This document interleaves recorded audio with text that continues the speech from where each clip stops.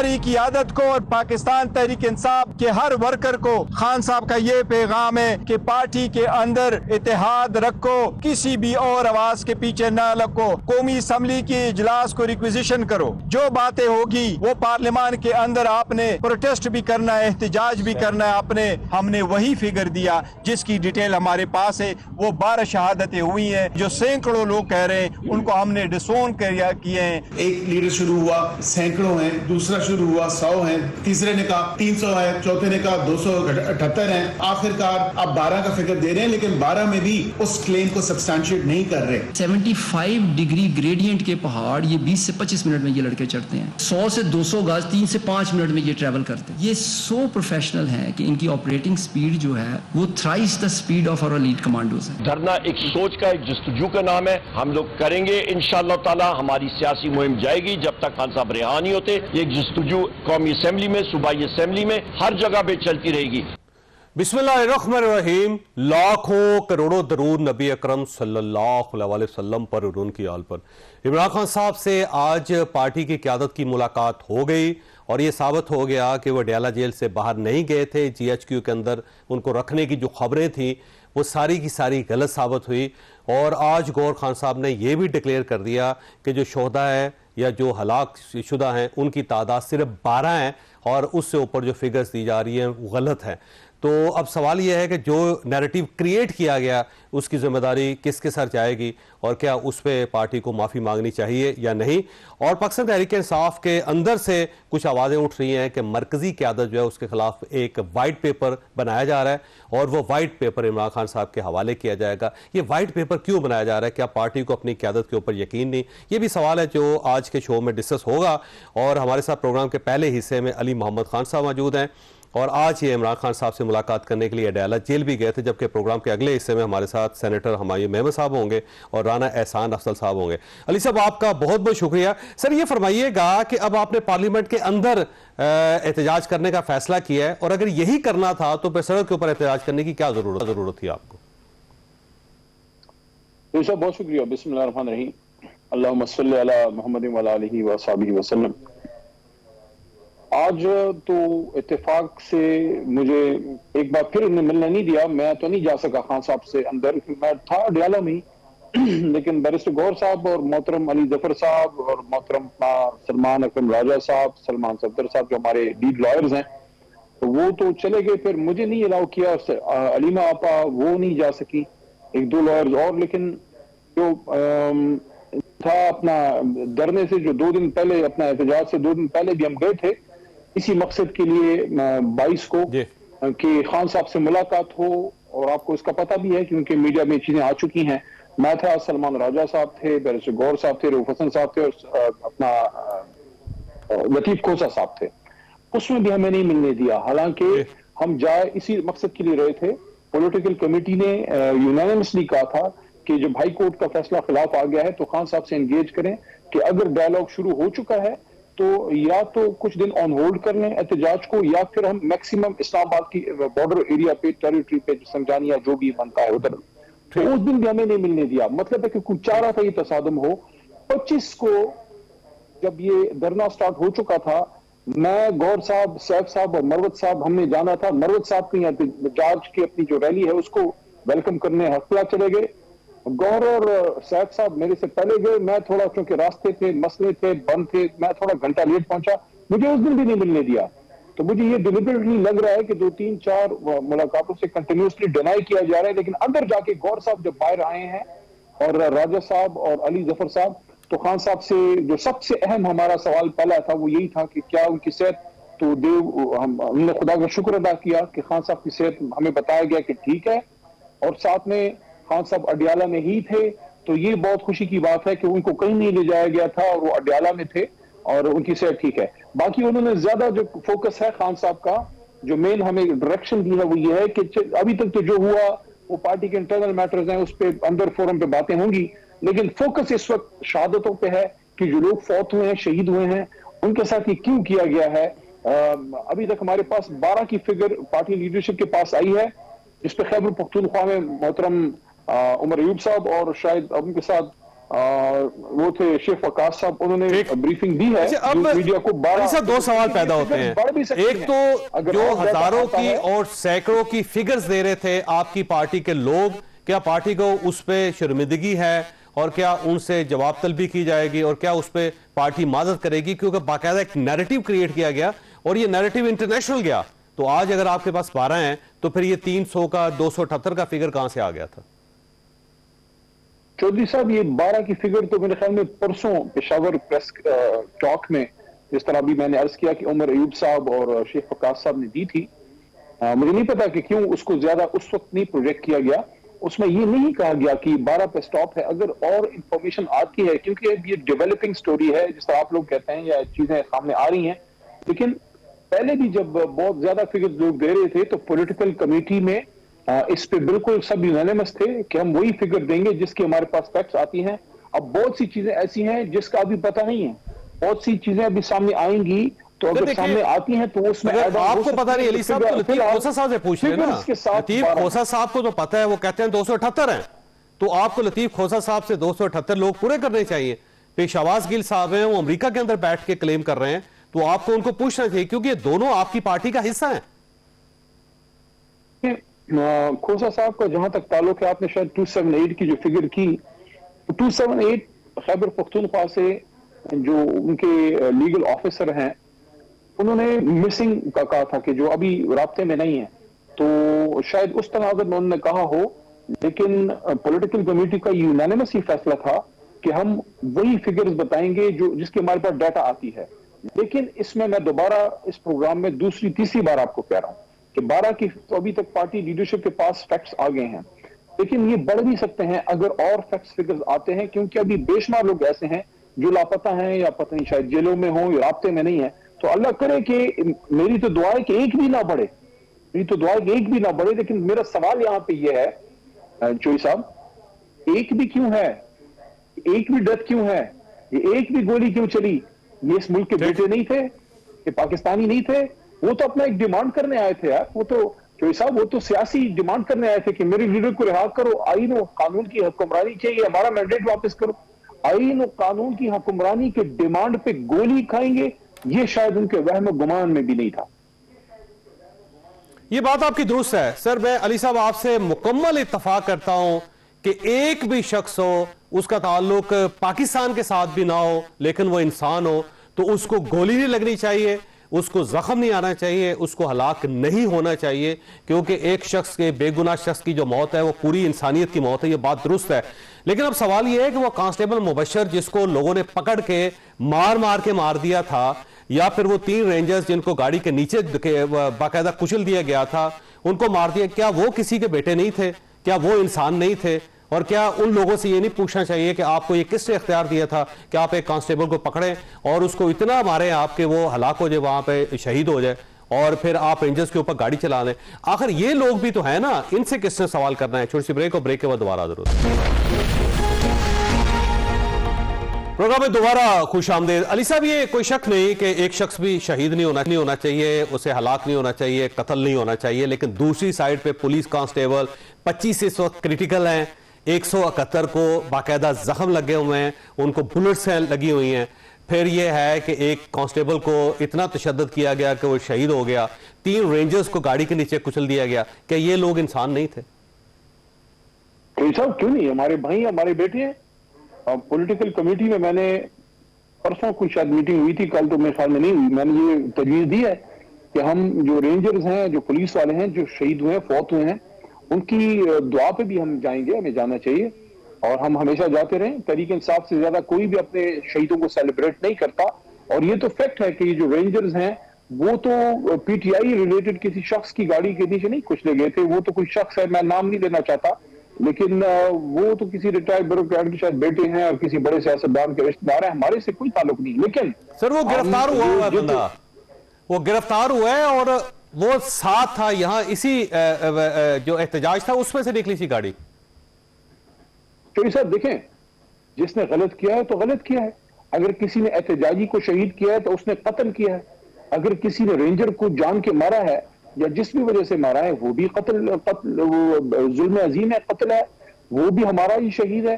इसमें कोई कंफ्यूजन नहीं होनी चाहिए, ना इसमें कोई आर्ग्यूमेंट है। जितना हम अपने जमात के लोग जो फौत हुए हैं, जो शहीद हैं, उनकी दुआ पे जाते हैं और जाएंगे, उतना ही हम अपने पुलिस और अपने रेंजर्स के पास भी जाएंगे। वो किसके, कोई हिंदुस्तान के तो नहीं है। ये तो मसला ही खराब उधर से हुआ है कि बहुत अच्छी बात। जी, बहुत अच्छी बात है। और आप जैसी सोच अगर हो ना पॉलिटिकल वर्कर्स में, यकीन करें कि इस किस्म के धरनों की जरूरत ही ना पड़े, ना गोली चले, ना शेलिंग हो, ना लाठीचार्ज हो। लेकिन आप अपनी पार्टी को समझाएं कि ये तरीका है कि आपने दरमियान का रास्ता निकालना है, स्टेट के साथ चलना है आपने। क्योंकि सर देखिए, हमारा बड़ा ही उसूली मौकफ है। मैं समझता हूं कि पाकिस्तान को आगे ले जाने के लिए आपको सबसे बात करनी पड़ेगी, मसाइल का हल गुफ्तगू में है। और इसी वजह से पाकिस्तान तहरीक इंसाफ की टॉप लीडरशिप अपनी पॉलिटिकल कमेटी के हुक्म पे 22 तारीख को धरने से, एहतजाज से 2 दिन पहले गई। क्यों नहीं मिलने दिया गया, मेरा ये सवाल है। हम कहते हैं ना कि गोली क्यों चलाई, तो ये भी मेरा दूसरा साथ सवाल है, क्यों नहीं मिलने दिया गया? क्या आपको पता नहीं था, जो जिम्मेदार लोग हैं, कि ये टॉप लीडरशिप क्यों आई थी? और उससे पहले भी एक और बात, जब असद कैसर साहब, उमर यूब साहब, शबी फराज साहब, हमारे और लीडरशिप कुछ दिन पहले आए थे, आपको याद होगा, उनको हिरासत में लिया गया। वो भी इसी मकसद के लिए आए थे कि इस एहतजाज के हवाले से खान साहब को अपना मौकफ दें, लेकिन उनको भी नहीं मिलने दिया। क्यों इस मुल्क में कोई चाहता कि तसादुम हो? इमरान खान साहब ने तो डायलॉग के लिए ओपन थे। इमरान खान साहब ने तो कहा था कि बात करें, इमरान खान साहब ने तो कहा था कि संजानी बैठे।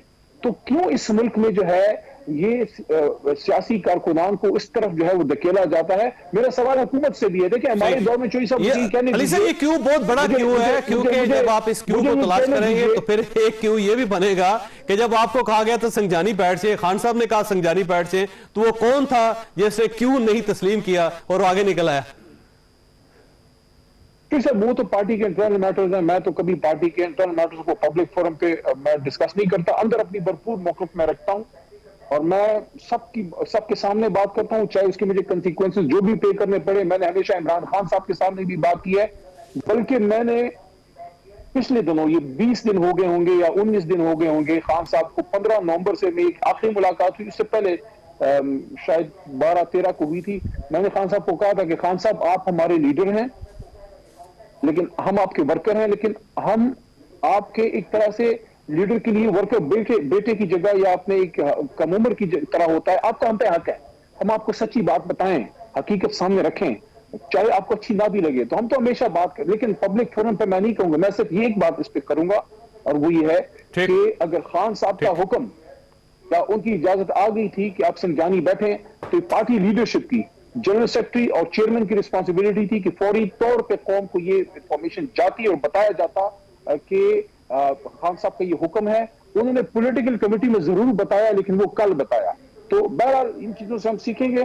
पार्टी की जो इंटरनल डिस्कशन है, किसने किसको क्या कहा, किसको ये कहना चाहिए था, उसके लिए ये जगह नहीं है, वो हम अंदर बात करते हैं। इस वक्त मैं सिर्फ एक बात कर रहा हूं, जो खान साहब का हुक्म है वो। अच्छा, ये फरमाइए सर, आपकी 2 ऑडियोज आई हैं, ये ओरिजिनल है ऑडियोज आपकी जो लीक हुई है, ये असली है या ये बनाई गई है? देखें, जो पब्लिक फोरम होता है उस पर तो आप नहीं पार्टी के मैटर्स डिस्कस करते। व्हाट्सएप ग्रुप्स में आप अपनी राय का इजहार करते हैं, कोई रिटन में कर देता है, कोई ऑडियो में करता है, वहीं से कोई चीज जो है आउट होती है। लेकिन मेरे ख्याल में अब हमें अपने जो व्हाट्सएप ग्रुप्स हैं उसमें भी ये ख्याल रखना होगा कि हम ऑडियो मैसेज ना करें, हम रिटन में मैसेज करें। तो वो ऑडियोज मेरी ही हैं, लेकिन वो जो पीटीआई ऑफिशियल का जो हमारा एमएनएज एमपी सेनेटर्स का जो ग्रुप है, उसमें सारे लोग आर्गुमेंट्स अपने भेजते रहते हैं और ऑडियो में भेजते हैं सारा कुछ। तो उसमें 100 से ज्यादा, कोई 150 शायद बंदा है, तो हो गया होगा उधर से बात। लेकिन मेरे ख्याल में अब हमें ये एहतियात करनी होगी कि हम व्हाट्सएप ग्रुप्स में भी ऑडियोज जो है या तो करें नहीं, और करें तो बहुत मोहतात होकर करें। आपसे आखिरी सवाल है अली साहब, ये फरमाइएगा, कासिम सोई साहब ने ऐलान किया था जी इमरान खान साहब को अडियाला जेल से जीएचक्यू शिफ्ट कर दिया गया, उनके सामने दीवार बना दी गई है, 150 वहां पे फौजी एहलकार खड़े कर दिए गए हैं और उनके मुंह पे कपड़ा चढ़ा दिया गया। कासिम सोई साहब डिप्टी स्पीकर रहे हैं कौमी असम्बली के और वो पार्टी का हिस्सा है आपका, और अब वो झूठी खबर साबित हुई है, तो इसका किससे पूछना चाहिए और किससे एहतसाब होना चाहिए इसका? देखें, आप जब दूर होते हैं मुल्क से तो आप जज्बाती भी होते हैं, अपने मुल्क से दूर हैं, मसले मसाइल का शिकार हैं। अपने लीडर के बारे में भी वो जज्बाती हैं, मुल्क के बारे में भी जज्बाती हैं। बाज़ औक़ात आपको कोई इंफॉर्मेशन आती है तो आप चाहते हैं कि मेरे लीडर की जान बचे, इस वजह से उन्होंने बात की है। मैं इस बात से एग्री करता हूँ, बात करने में तहकीक और एहतियात जरूर होनी चाहिए, लेकिन मैं आपको ये यकीन दिलाता हूँ कि कोई गलत इंटेंशन मोहतरम साबिक डिप्टी स्पीकर साहब का नहीं था। उनका मकसद सिर्फ ये था कि अगर कोई ऐसी बात है तो खान साहब की जिंदगी की हिफाजत की जाए। बाकी देखें, वो बेचारा कुर्बानी दे के बैठा है, अपने बच्चों समेत मुल्क से दूर बैठा है। लेकिन नहीं, मैं इत्तेफाक नहीं करता अली साहब आपसे, क्योंकि कासिम सूरी साहब डिप्टी स्पीकर रहे हैं, वो कह रहे हैं कि मुंह पे कपड़ा चढ़ा दिया गया है। GHQ उन्होंने कहा कि वहां ले गए हैं और उनको एक ऐसे सेल में रखा गया जो छोटा है, उसके सामने दीवार बना दी गई है और फिर साथ वहां पे फौजी एहलकार 150 तैनात कर दिया गया। सीधा सीधा इल्जाम है, फौज को बदनाम करने की कोशिश है। हम इसको ये नहीं कह सकते कि जज्बात में कह गए वो। मैं तो आपके सामने सीधा सीधा कंसीड कर रहा हूँ ना। मैंने पहले ही आपको कह दिया कि हमें इस तरह की बात में एहतियात करनी चाहिए और जब तक कोई कंक्रीट एविडेंस ना हो नहीं करनी चाहिए। लेकिन मैं सिर्फ आपको वजह बताइए कि कोई इल्म उनका बिल्कुल नहीं। जितना मैं उनको जानता हूं वो पाकिस्तान से, पाकिस्तान की फौज से, पाकिस्तान की आवाम से और अपने लीडर से बेइंतहा मोहब्बत करने वाला सच्चा पाकिस्तानी है। लेकिन उसकी तकलीफ को भी देखे ना कि वो 2-2.5 साल से दूर है। उसको कोई इंफॉर्मेशन अगर आई है तो उसने जज्बात में अपने लीडर की कंसर्न की वजह से बात पाकिस्तान क्या मसला सर, क्यों बाहर बैठे हुए हैं? वो यहाँ है ना सर, आप भी तो है ना। देखिए आप भी महाज पे डटे हुए हैं ना। एक शख्स छुप के बाहर बैठा हुआ है और वहां पे प्रोपेगेंडा कर रहा है और वो कह रहा है मैं बड़ा बहादुर हूं, तो अजीब सी बात है सर। उन्हें कहना है तशरीफ लाए वापस पाकिस्तान। इंशाल्लाह वो जल्द आएंगे। कोई लीगल कवर मिल जाए, बेल शेल मिल जाए, इंशाल्लाह वो आएंगे, वो पाकिस्तान में आएंगे, इधर इंशाल्लाह सियासत करेंगे और अल्लाह करेगा दोबारा अपने बलोचिस्तान की उसी तरह नुमाइंदगी करेंगे जिस तरह वो करते थे। इंशाल्लाह फख्र से करेंगे, जज्बे से करेंगे। ठीक, अली साहब आपका बहुत बहुत शुक्रिया। छोटी ब्रेक लेंगे और ब्रेक के बाद पैनल के साथ वापस आ रहे हैं। प्रोग्राम में दोबारा खुश आमदीद। इस हिस्से में हमारे साथ तशरीफ रखते हैं सेनेटर हुमायूं अहमद साहब, पाकिस्तान तहरीक इंसाफ के साथ इनका ताल्लुक है, और राना एहसान अफजल साहब हमारे साथ तशरीफ रखते हैं, नून लीग के साथ ताल्लुक है और कोऑर्डिनेटर है वज़ीर आज़म साहब के। राना साहब वैसे ठीक है, इसमें कोई शक नहीं कि पाकिस्तान तहरीक इंसाफ 278 से 12 लाशों पे आ गई और उन्होंने कहा ये कन्फर्म्ड है और डाटा उन्होंने शेयर करना शुरू कर दिया और साथ ही अफज़ार पार्लियामेंट में जाकर वो एहतजाज भी करेंगे। लेकिन एक सवाल आज भी वैलिड है कि गोली क्यों चलाएगी, क्योंकि अब भी आज इमरान खान साहब ने भी कहा कि बाहर जाके पूछेंगे गोली क्यों चलाएगी, तो गवर्नमेंट ने गोली क्यों चलाई अपने लोगों पे, सवाल तो फिर वहीं पे है। जावेद चौधरी साहब देखें बात यह है कि सवाल तो यह बनता है कि जब हुकूमती अहलकारों को गोलियां इशू ही नहीं हुई तो उन्होंने चलानी कहां से। हुकूमत के पास तो जो पुलिस अहलकार जो मौजूद थे उनकी बंदूकों में तो कोई गोलियां नहीं थी। हाँ शेलिंग हुई, लेकिन शेलिंग इनके पास भी शेल थे। और ये भी मैं आपको बता दूं, ऑन रिकॉर्ड बता रहा हूं कि कम से कम 10 से कम 8-9 के करीब जो है ऐसे पुलिस अहलकार हैं जिनके बुलेट वुंड्स हैं। तो इसका मतलब है कि गोलियां तो ये लोग लेके आए थे। और ऑन रिकॉर्ड हम आपको बता रहे हैं कि किसी पुलिस अहलकार ने या किसी लॉ ऑफिशियल ने बुलेट नहीं फायर की, एक बुलेट नहीं फायर की। ये झूठा प्रोपेगेंडा है। ये जमात इंतशारी जमात है। ये जमात पाकिस्तान की साख को दुनिया भर में खराब करना चाहती है। इनको झूठ के अलावा मुल्क के अंदर अफरा तफरी फैलाने के अलावा कुछ नहीं आता। और ये अब क्लियर है, ये जो इनके जो इन्होंने कोशिश की कि मैसेकर हो गया है और दुनिया भर में इन्होंने सोशल मीडिया को इस्तेमाल करके झूठ फैलाया, वो ये इनका एक्सपोज हो गए और बदतरीन तरीके से एक्सपोज हुए हैं कि ये मुल्क की साख खराब करने के लिए किस हद तक जा सकते हैं। यानी कि बगैर किसी सबूत के, बगैर किसी एविडेंस के झूठा प्रोपेगेंडा बना के दुनिया भर के अंदर फेंकते हैं कि किसी तरीके से ये जो मुल्क है इसका इमेज तबाह हो जाए और हमें कोई सियासी फायदा मिल जाए। तो मेरे ख्याल से इस दफा हुकूमत ने भी इनको आड़े हाथों लिया है, इनका प्रोपेगेंडा एक्सपोज किया है। और ये जो 12 जो कह रहे हैं, ये तो ढूंढ रहे थे, इनका मकसद ही इस पूरे एपिसोड का ये था कि कोई लाशें मिले, हम उन पे सियासत करें। इनके पूरे इस प्रोपेगेंडा से वो जो साजिश थी वो एक्सपोज हो चुकी है। और ये भी इनका जो ये कह रहे हैं इनका पूरी तहकीक। अच्छा डॉक्टर साहब, मैं डॉक्टर साहब के पास आऊंगा सर, आप वापस आऊंगा आपके पास। देखिए डॉक्टर साहब, ये देखिए 278 से स्टार्ट हुआ था, वो बड़ी कैलकुलेशंस के साथ लतीफ खोसा साहब ने कहा जी 278 लोग हैं और बाकायदा जैसे उन्होंने गिने हुए हैं। अब वहां से पार्टी 12 पे आ गई है सारी, तो एक तो गैप बहुत ज्यादा है। दूसरा ये है कि ये 12 जो है उसका डाटा भी अभी तक नहीं रिलीज किया आपने, को फैमिलीज हो, लाशें गई कहाँ पे, वो लोग उनका किसके साथ ताल्लुक था और किसकी गोली से उनकी हलाकत हुई, क्योंकि गवर्नमेंट ये क्लेम करती है कि इस साइड से गोली चली ही नहीं कोई कि कॉज ऑफ डेथ क्या है मेडिकल देखिए इस तरह है कि मुझे जो अफसोस हो रहा है ना, वो ये हो रहा है कि हम लोग पता नहीं क्यों इतना झूठ बोलना शुरू हो गए। हम लोग पता नहीं क्यों, चाहे कोई भी हो, हम लोग से मतलब हम पाकिस्तानी सारे। ठीक। अभी आपसे बात हो रही थी पहले और आपसे मैंने पूछा कि आपके लिहाज से कितने, आपने कहा 6-7, तो मैं बताता हूँ, मैं आपको 3-4 ऐसे बताता हूँ जो इनके पार्टी के लोगों ने कहा है, मैंने नहीं कहा। आप मुझे कहते हैं कि आपको कैसे पता कि ये गोली कहाँ से आई है? रात की तारीखें में जब अंधेरा हो जाता है और फायरिंग होती है तो मुझे क्या पता कि ये गोली किसकी कहाँ से आ रही है। मुझे इतना पता है कि एक साइड से आए है और दूसरी साइड पे लोग भाग रहे थे और जो शुरू में थे उनके साथ हुई है। अच्छा, उस बात को भी छोड़ दें, शायद खाकान अब्बासी इन्हीं के एक्स प्राइम मिनिस्टर हैं, नून लीग के हैं, उन्होंने कहा कि 2 तो मेरे हल्के में और एक मैं मर्दान के आदमी को जानता हूं जिनकी शहादत हुई है और उनके जनाजों का मुझे पता है। 3 बंदे हो गए। एक अमीर मकाम ने अभी कहा है कि उनके हो गए 4, तो ये कंफर्म हो गए किस जगह से। हमने जो शेख वकास साहब ने, उन्होंने प्रेस कॉन्फ्रेंस की थी, उन्होंने 12 लोगों के नाम वल्दियत के साथ, उनमें से वो लोग भी हैं जिन्होंने यहाँ पे इंटरव्यूज में कहा है कि मेरा बेटा बैठा हुआ था, उसको गोली ऊपर से लगी और यहाँ लगी है। एक जो है वो इन्हीं के इलाके में, लाशें नहीं मिली आपको? नहीं सर, उनकी नमाजें, ये वो 12 लोग हैं जिनकी नमाजें जनाजे हुए हैं। ठीक हो गया। मेरा एक सवाल है, जिनकी बॉडीज गई हैं और नमाज जनाजा हुआ। अब यहाँ पे डॉक्टर साहब सवाल ये है, अगर 12 लाशें चली गई हैं और बाकी गायब कर दी गई हैं, तो ये 12 भी गायब हो सकती थी। देखिए बिल्कुल हो सकती थी और हो सकता है कि ये इस तरह के हो गई हो कि फॉर एग्जांपल एक वो है, क्या नाम है उसका, अभी शहजाद नाम है, क्या है अभी दिमाग में नाम आ जाएगा, उसका एक वायरल हुई है, तो वो गाड़ी के अंदर, एक वैन के अंदर उसने दिखाई हुई थी कि एक आदमी उसके शनाख्ती कार्ड दिखा रहा था कि इसकी डेथ हुई है। अच्छा, फिर हम देख लेते हैं कि अगर ये 12 लाशें अस्पतालों से चली गई हैं तो इनको भी गायब किया जा सकता है। देखिए मैं आपको एक बात बताता हूँ, पिम्स के अंदर जिस लिहाज से, पिम्स और पॉलीक्लिनिक के अंदर जिस लिहाज से पुलिस वहां पे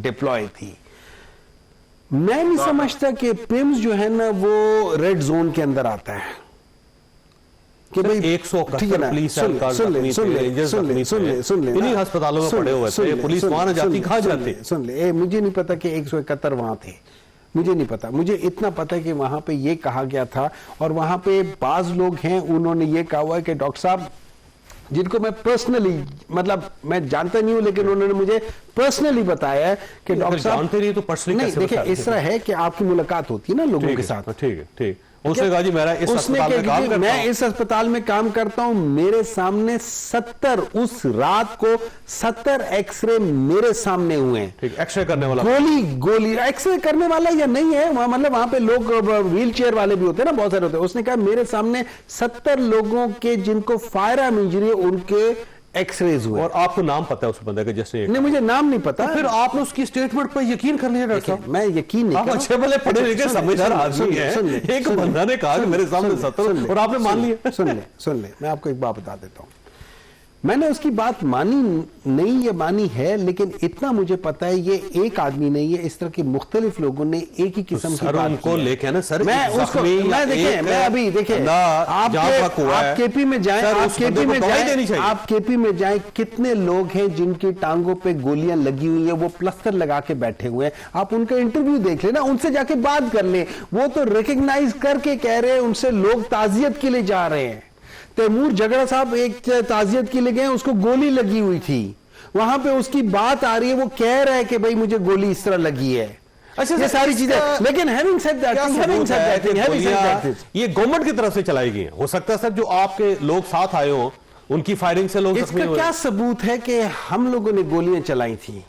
और इसका क्या सबूत है कि गवर्नमेंट चलाई? क्योंकि मैं आपको, चलो आप इन सब चीजों को छोड़ दें, मुझे एक बात बताएं, वो जो एक शख्स जो ऊपर बैठा हुआ था, दो जानुओं के बैठा हुआ था, कहाँ पे? वो डी चौक के ऊपर, जो नमाज पढ़ रहा था, जो नमाज पढ़ रहा था, दुआ कर रहा था, व्हाटएवर इट इज, वहां बैठा हुआ था, चाहे वैसे ही बैठा हुआ हो, चाहे वैसे ही बैठा हुआ हो, चाहे वैसे ही बैठा हुआ, उसको धक्का दे। मुझे एक बात बताए ना, मुझे नहीं सर, मजम्मत सवाल ये है सर, मजम्मत की बात नहीं है, पूरे पाकिस्तान में नमाज पढ़ने के लिए एक मिनट, उसको तीसरा कंटेनर, देखें, you are trying to justify Javed Chaudhary साहब, you are trying to justify कर रहे हैं सर, नहीं, आप ये नहीं है। मुझे एक बात, मैं आपको एक चीज याद रखें, मैं आपको वो जो चीज सबके सामने हुई है, वो किन लोगों ने किया, उनका माइंडसेट क्या है, उस पुलिस वाले का माइंडसेट क्या है जो उसको तीसरी मंजिल की हाइट से नीचे गिरा रहा है। आप उस माइंडसेट को देखें। जिस आदमी का सर जो माइंडसेट ऊपर से एक बंदे को सबके सामने गिरा सकता है, वो रात के अंधेरे में गोली नहीं चला सकते। आपको एक चीज बताता हूं। अच्छा, नंबर 2 माइंडसेट देखिए, एक बंदा है, पुलिस कांस्टेबल है, उसको उठा लिया गया, पकड़ लिया गया, पकड़ के साइड पे जाके उसको इतना तशद्दुद किया कि वो मर गया,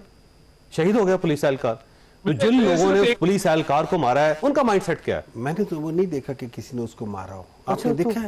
आपने कमाल करे, उसका जनाजा पढ़ा गया, मैंने जो देखा, आर्मी चीफ का जनाजा पढ़ा, मैं बता मिनिस्टर उसका जनाजा पढ़ा, एक मिनट, उसकी जनाजा पढ़ा ना, उसकी रिपोर्ट मौजूद है, मेडिकल रिपोर्ट। ये वही है कि जो मतीउल्लाह जान ने जिसकी इंटरव्यू, जिन 4 लोगों के बारे में इंटरव्यू लिए थे एक बंदे से, और फिर वो कह रहे थे कि रेंजर्स नहीं है, ये पुलिस एहलकार नहीं, वो नहीं, उसमें 3 रेंजर्स थे और एक पुलिस एहलकार था। ये दूसरा पुलिस एहलकार, 3 रेंजर्स और एक पुलिस एहलकार था, पहले शहीद हुआ है, मैं आपको ये रास्ते के अंदर हुआ। मैंने वीडियोस देखे, मुझे नहीं पता कि वो सच्चे या झूठे, मुझे नहीं पता, जो मैंने देखे हुए सोशल मीडिया। सर आप आजकल यकीन कर रहे हैं, इसका पता ही आपको बता रहा हूं ना, उसमें मैंने क्या देखा, उसमें पुलिस वाले, पंजाब पुलिस की वर्दी में लोग थे, उनको पकड़ा, उसको कहा गया कि यार आप हमारे ऊपर आंसू गैस फेंकते हो और फेंको, कोई मसला नहीं है, हम आपको कुछ नहीं कहेंगे। हाँ, इमरान खान जिंदाबाद, उसने भी कहा इमरान खान, चाहे वो बाय फोर्स का हो, चाहे जो भी का हो, ठीक है।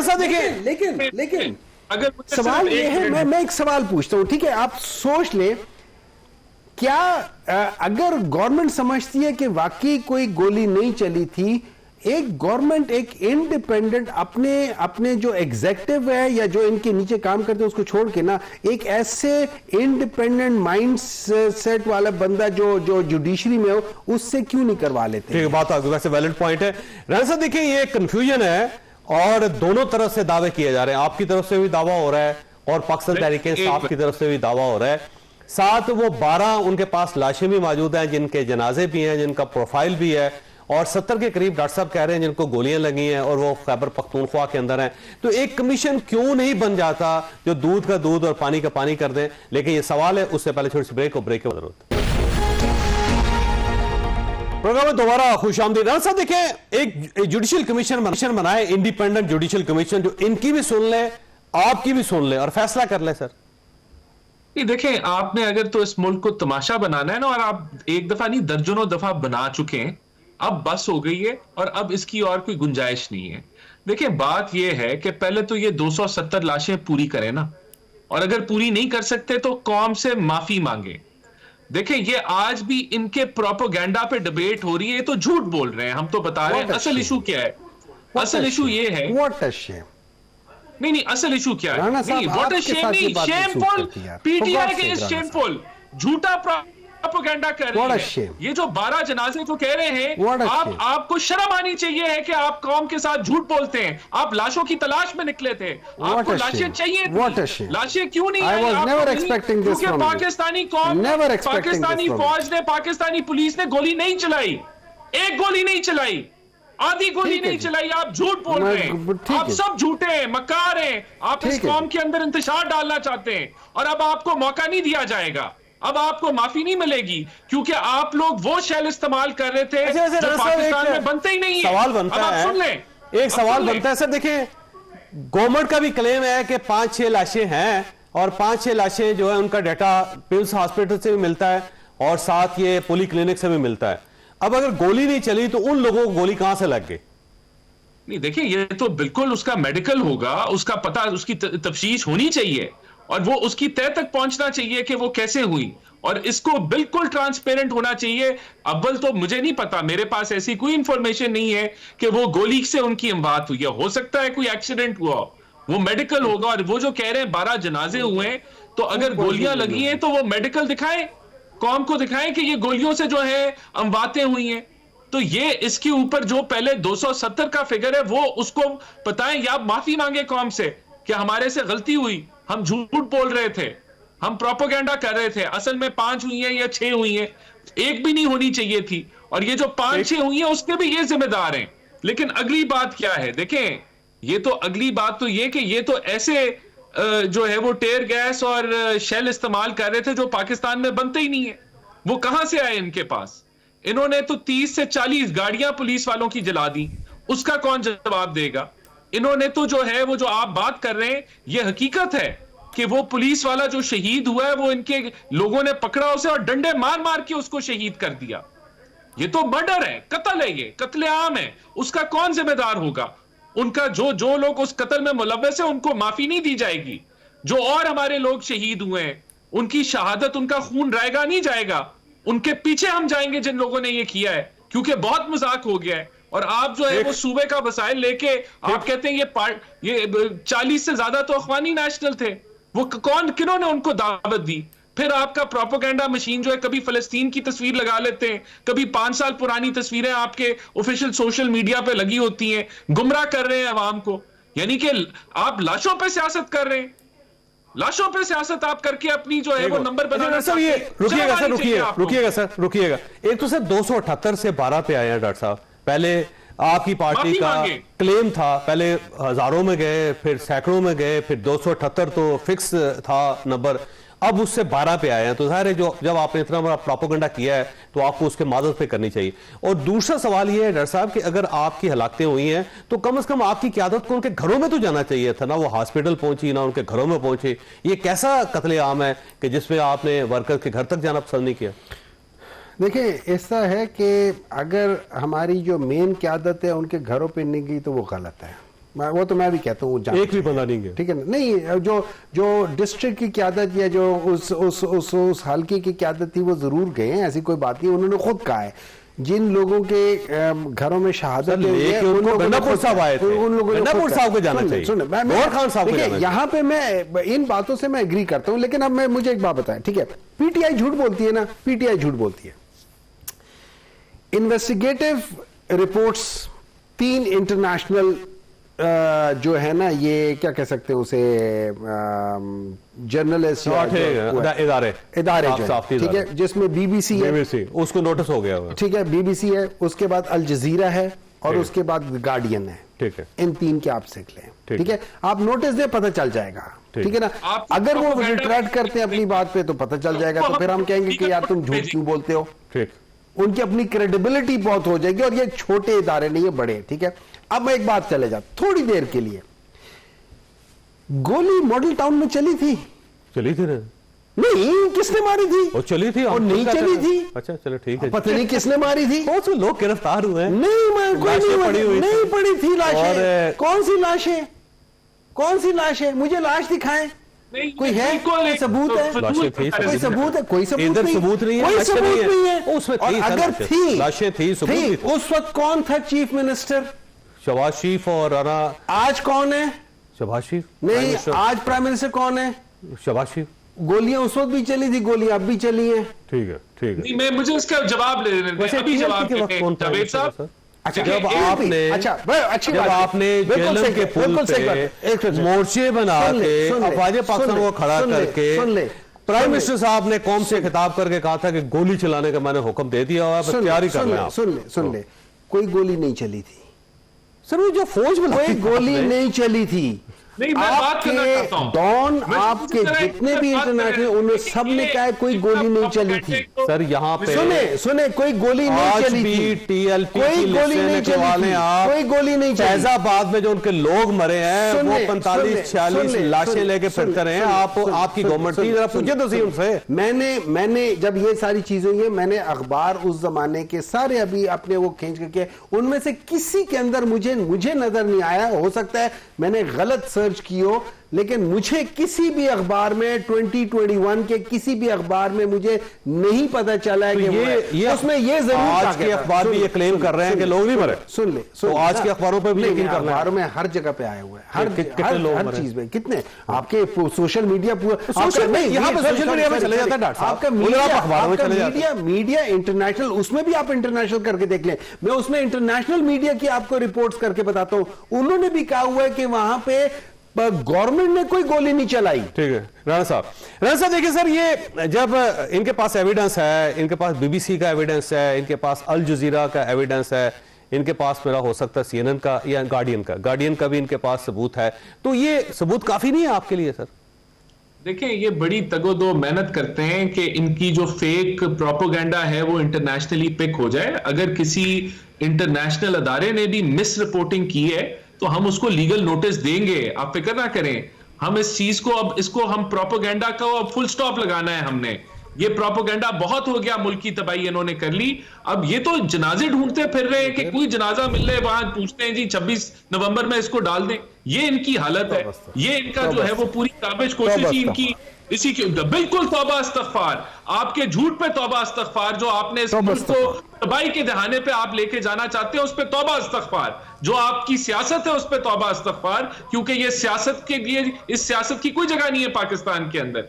देखिए, बात बड़ी सिंपल है, ये जमात जो है ये बहक चुकी है, ये डेस्परेशन के अंदर आ चुकी है ये। और इनको देखे, मैं तो फिर वही कहूंगा, सवाल मेरे सवाल तो बड़े प्रॉब्लम ये कि इन लोगों ने कौन सा मुझे आप बता दें 75 सालों में सियासी प्रोटेस्ट जावेद चौधरी साहब है, इन लोगों ने एग्जैक्टली वो काम किया। पहले इन लोगों ने वो बिल पास करवाया है जो 1919 में ब्रिटिश गवर्नमेंट ने किया था, जो प्रीएम्प्टिव डिटेंशन का था, इन्होंने भी वही किया है। जिस तरीके से उन्होंने निहत्थे लोगों के ऊपर गोली चलाई थी, उसी तरीके से इन्होंने निहत्थे लोगों के ऊपर गोली चलाई है।